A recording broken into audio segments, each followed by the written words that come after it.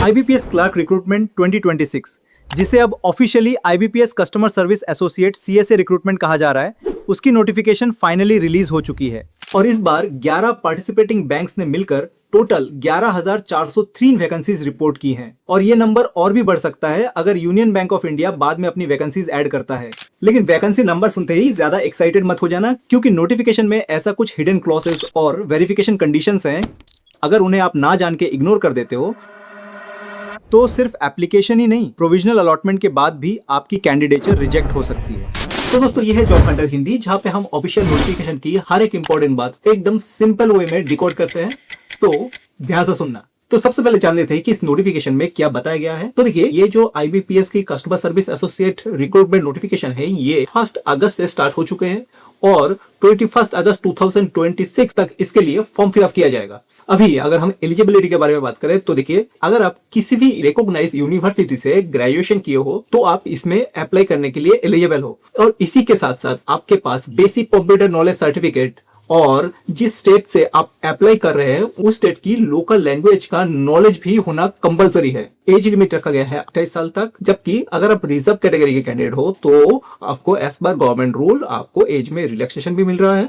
Application fee के बारे में अगर आपको बताऊं तो देखिए, एप्लीकेशन फी जनरल, OBC और EWS कैंडिडेट के लिए ओनली 850 रुपीज रखा गया है, जबकि अगर आप SC, ST, PWBD और एलिजिबल एक सर्विसमैन कैंडिडेट हो तो आपके लिए सिर्फ 175 रुपीज है एप्लीकेशन फी। सैलरी स्ट्रक्चर भी इस जॉब के लिए काफी इंप्रेसिव है। सैलरी जो है वो रिवाइज पे स्केल के हिसाब से आपका जो बेसिक पे है वो 24,050 रुपीज होगा, जिसके साथ साथ आपको DA, HRA और दूसरा अलाउंस भी मिलेगा। सिलेक्शन प्रोसेस में सबसे पहले होगा प्रिलिमिनरी एग्जाम, उनके बाद मेन एग्जाम और उसके बाद अगर जरूरत पड़े तो लोकल लैंग्वेज की प्रोफिशिएंसी टेस्ट भी किया जाएगा। लेकिन यहाँ पे एक बात हमेशा याद रखना कि फाइनल जो मेरिट लिस्ट है ये मेंस एग्जाम की जो मार्क्स है उसके ऊपर बेस करके बनाई जाएगी, जहाँ पे अगर आप प्रीलिम्स की बात करते हो तो प्रीलिम्स सिर्फ क्वालिफाइंग नेचर का है, ये याद रखना। एग्जाम पैटर्न के बारे में अगर हम बात करें तो देखिए, प्रीलिम्स में 100 मार्क्स का क्वेश्चन रहेगा जिसके लिए आपको टाइम मिलेगा 60 मिनट्स, जबकि मेंस जो एग्जाम है इसमें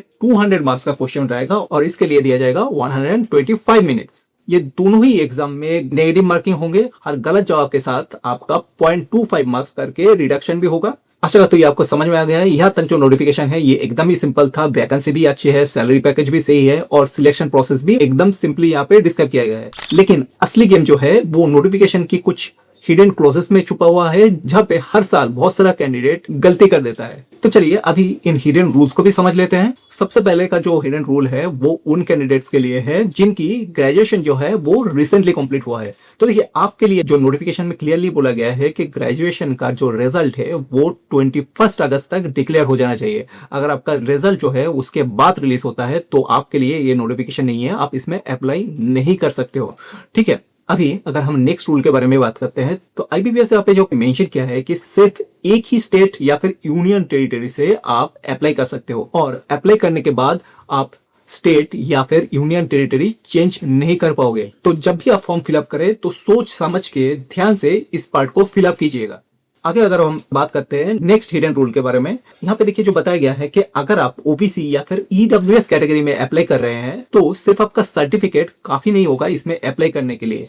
इसके साथ साथ आपको ध्यान में रखना पड़ेगा, सर्टिफिकेट जो है वो वैलिड फॉर्मेट में होना चाहिए और वो within validity, prescribe date और रिक्वायर्ड कंडीशन की हिसाब से ही होना चाहिए। जैसे कि OBC कैंडिडेट के पास नॉन क्रीमी लेयर के सर्टिफिकेट होना मैंडेटरी है, जबकि EWS कैंडिडेट के पास प्रेस्क्राइब्ड फाइनेंशियल ईयर का वैलिड सर्टिफिकेट होना चाहिए।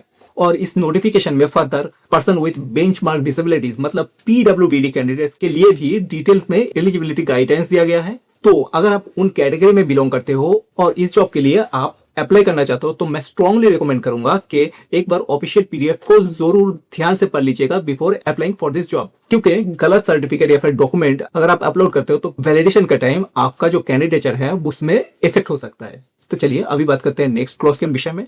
तो देखिए, ये जो क्लॉज है इस क्लॉज में IBPS ने क्लियरली CGPS सिस्टम के विषय में कैंडिडेट को आगाह किया है। यहाँ पे जो बताना चाह रहा है वो है कि CGPS सिस्टम से अगर आप पास हुए हो तो आपका परसेंटेज यूनिवर्सिटी की ऑफिशियल कन्वर्शन फार्मूला के हिसाब से ही होना चाहिए। आप खुद से राउंड अप करके या फिर अप्रोक्सीमेशन एप्लीकेशन फॉर्म में मत डाल देना, क्योंकि इसमें आपका जो कैंडिडेचर है वो रिजेक्ट हो सकता है। और फर्दर मोर इसमें और एक बात जो बताया गया है वो है लोकल लैंग्वेज के विषय में।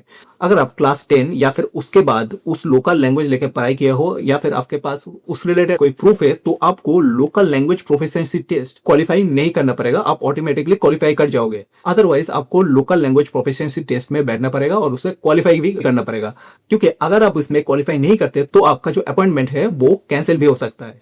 और फाइनली और एक क्लॉज यहाँ पे इंक्लूड किया गया है और आप बोल सकते हो ये सबसे इंपॉर्टेंट रूल है। इस क्लॉज में जो आईबीपीएस की तरफ से बोला गया है वो है कि आईबीपीएस में अगर आपको अलॉटमेंट मिल गया है इसका मतलब आप ये मत समझिए कि आपका जो जॉब है वो कंफर्म हो गया है, क्योंकि देखिए यहाँ पे क्लियरली जो बताया गया है कि फाइनल जो वेरिफिकेशन है वो पार्टिसिपेटिंग बैंक करती है। और इंटरेस्टिंग बात यह है कि इस नोटिफिकेशन के मुताबिक ज्वाइनिंग के टाइम पे आपका क्रेडिट कोर्स हिस्ट्री भी चेक किया जा सकता है, क्योंकि अगर ये वेरिफिकेशन सेटिस्फैक्टरी नहीं हुआ तो प्रोविजनल अलॉटमेंट के बाद भी आपका जो कैंडिडेचर है वो रिजेक्ट हो सकता है।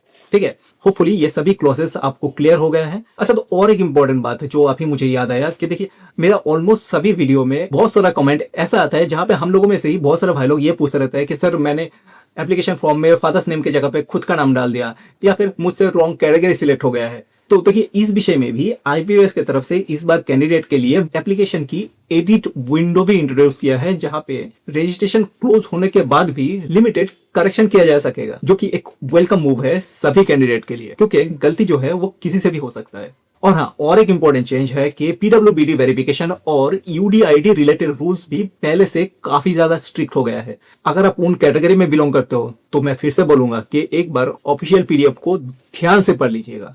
और फिर भी अगर कोई भी जगह पे कुछ भी समझ में आपको प्रॉब्लम हो रहा है तो नीचे कमेंट सेक्शन दिया गया है, आप कमेंट कीजिए। मैं पूरी कोशिश करूंगा कि आपका सवाल का सही जवाब दे सकूं।